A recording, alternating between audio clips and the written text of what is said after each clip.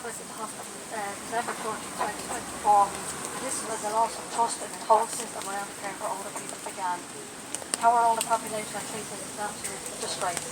Dad was in the hospital up to February when he was admitted to Benevolent Manor nursing home where we believed he was now safe. We were promised, because my dad had one-to-one care, he was brought out for walks 2 to 3 times a day. We were promised there would be daily activities to keep him busy and help him settle. Neither of these things happened. The thing we wanted for our dad was to be safe, was to be kept busy, and most importantly cared for. And we were totally let down. Our dad was let down. This left my 76-year-old man, who was already heartbroken for missing our best friend and husband of 60 years, myself and my siblings, completely let down by the system put in place to keep him safe. We also feel let down by the people who are meant to make sure the assistants are adhered to, HICWA, and to those who are there, they're there to keep our loved ones safe and cared for.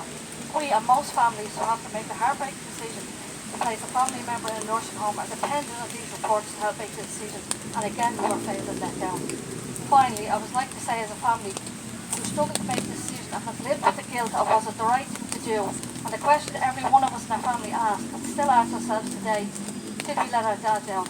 And after talking to other family members around, I realised, no, the system let my dad down and let my family down, and this needs an urgent review now. So I asked 2 questions to all the politicians, the people who write these reports, and decide who does and doesn't receive a registration. 1, would you want that level of care for your family member? And 2, that may very well be you in a few years, and would you like to be treated in such a way? Thank you.